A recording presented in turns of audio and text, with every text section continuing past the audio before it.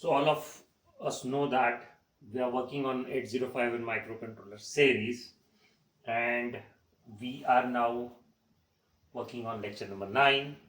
Those who have not seen previous lectures, please go and see the previous lectures. In today's lecture, we will be discussing on memory interfacing.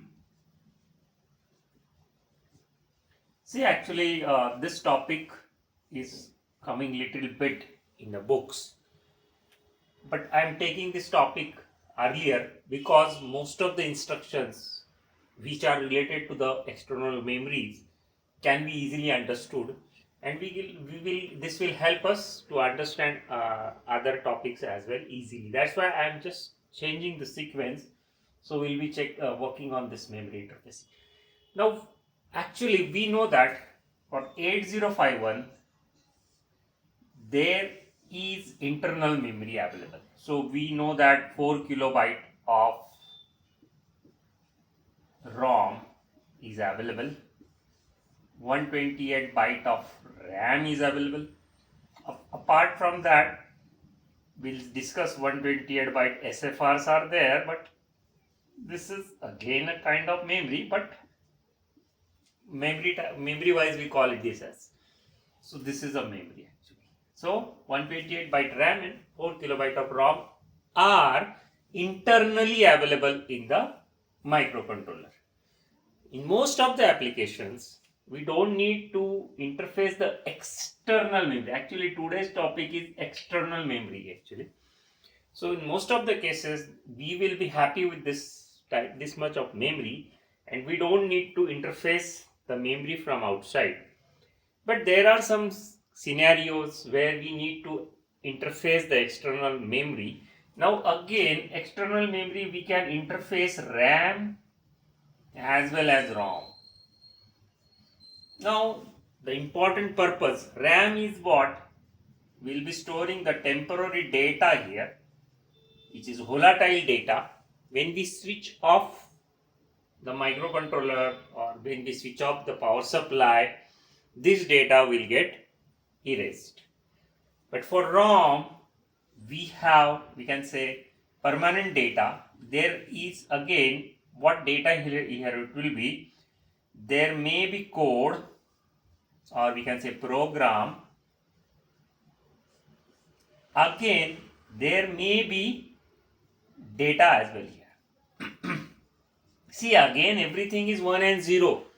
Only how microcontroller is looking at that 1 and 0. At the end, everything is stored in the form of ones and zeros. So everything is a data, but the way we look at that data is different. There may be code, there may be permanent data here. So permanent data, and here it is a temporary data. So anyway, code is stored in the ROM. Why code is stored in the ROM? Because in embedded systems, programs are fixed. Programs are not going to change. So they are in ROM. Of course, for development cycle, we will be using E-square PROM, electrically erasable programmable read-only memory. As we discussed in previous lecture that we erased the previous program and we downloaded a new program. The reason behind that is in the development cycle, we need to update the code frequently. That's why E-square PROM we are using. But anyway, erasing is a separate process.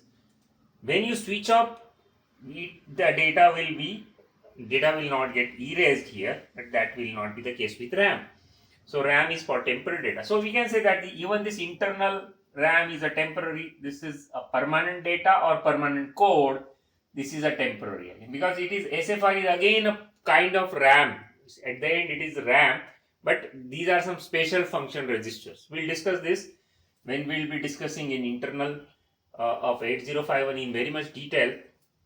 Now, how much memory we can interface externally? If we are not happy with this much memory, we can interface external memory. We can interface 64 kilobyte of RAM, and for EEPROM also we can interface 64 kilobyte externally.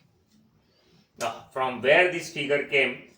Sometime for code we can have a combination also, like 4 kilobyte internal and 60 kilobyte external, or totally 64 kilobyte external. These are various possibilities.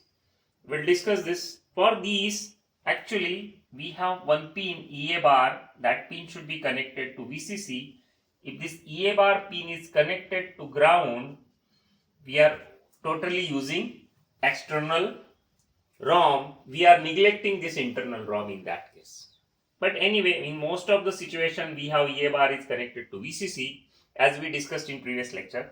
So we are using 4 kilobyte of internal ROM, as well as, if required, we can interface 60 kilobyte of external memory.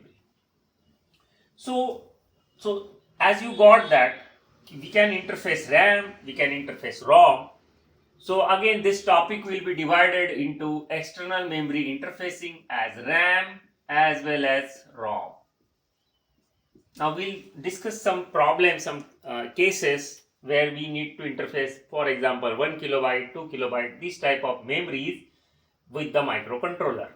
Now what signals will be used, that we'll discuss. For RAM interfacing, we'll be using read and write bar signal for reading writing purpose, and for this interfacing we'll be using Pisane bar signal, as discussed previously in the pin diagram topic as well.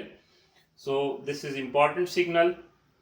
Apart from that, we will need buses. We will need address bus and we will need data bus. Now where this address and data bus will come? We know that the port are multiplexed port. There is port where we find AD0 to AD7, and there is a port where we'll find A8 to A15, as we discussed in previous lectures. So this AD0 to AD7 is actually address cum data bus, and A8 to A15 is only address bus.